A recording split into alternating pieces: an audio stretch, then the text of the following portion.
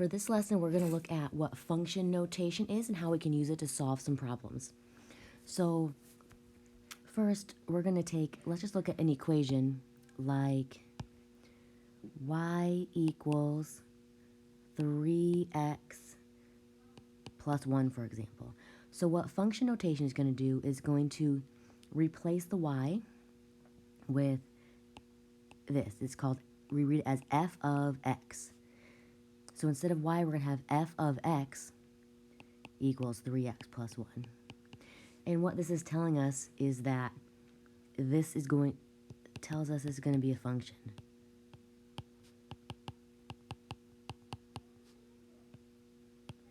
So when we see that f of x, and sometimes it's g of x or h of x, it's telling us that this is a function. So then really just that f of x equals y. So if we look at an example here, given each table, find the value of the function. So this says f of 1.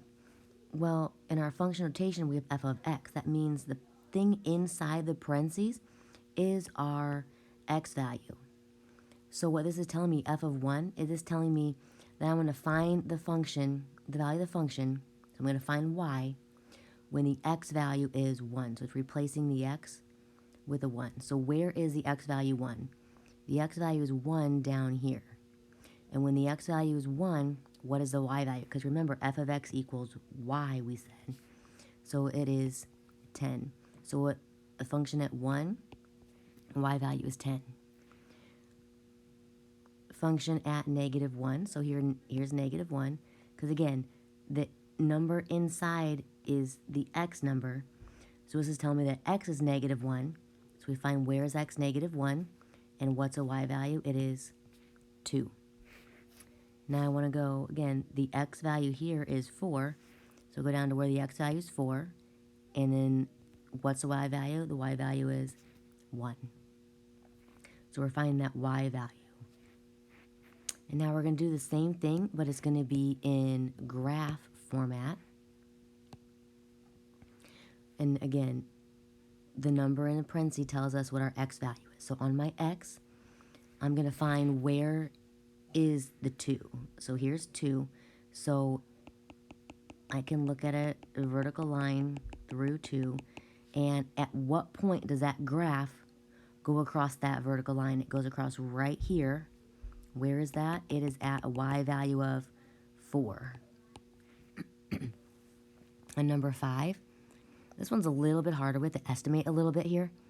We want the x value to be -3. So I find where is x -3.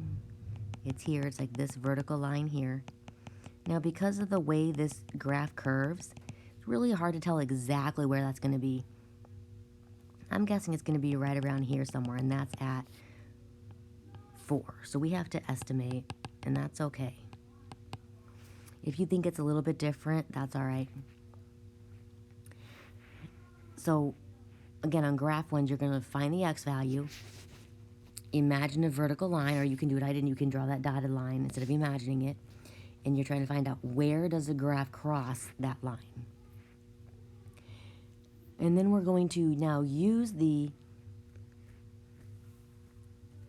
equation to fill in a table for a function. So again, because this says f of x equals, it's telling me this is going to be a function. And I'm just going to plug in each of these numbers over here. I'm just going to plug in each of these numbers in place of x. So let's start with the -2. So I want to find the function at -2. So now in the other side, first we need to know that when this says 2x here, when they're next to each other, that means times. So this really means 2 times x minus 1.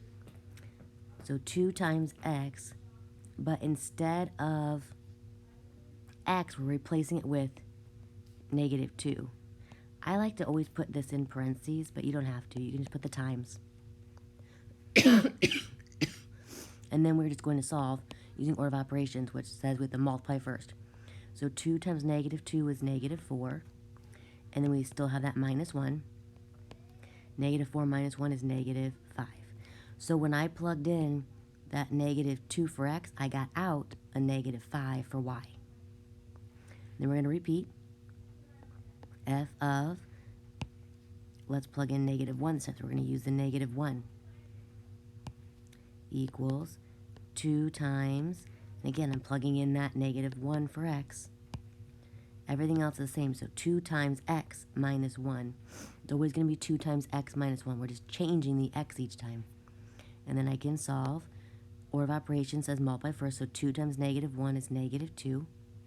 I still have that minus 1. Negative 2 minus 1 is negative 3. So when I plugged in that negative 1, I got out for y a negative 3. And I'm just going to keep repeating. This time, I'm going to plug in 0.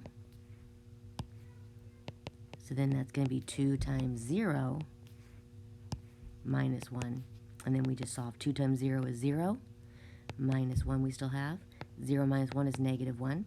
So when I plugged in 0 for x, I got out a negative 1 for y. And remember why I'm saying y, because we said this f of x really just means y equals y. So I'm really finding y. And then our last one, f of, and I'm going to plug in our last number, which is a positive 1. Plugging in positive 1 for x. And then we're just going to solve. Again, we got to do order of operations with a multiply first. 2 times 1 is 2. And I still have that minus 1. 2 minus 1 is 1. So I plugged in a 1, and I got out a 1 for y.